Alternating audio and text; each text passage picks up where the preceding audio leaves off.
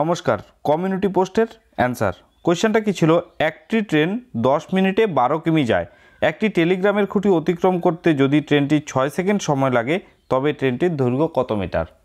এই অঙ্কটার জন্য আমাদের একটা বিষয় প্রথমেই জানতে হবে।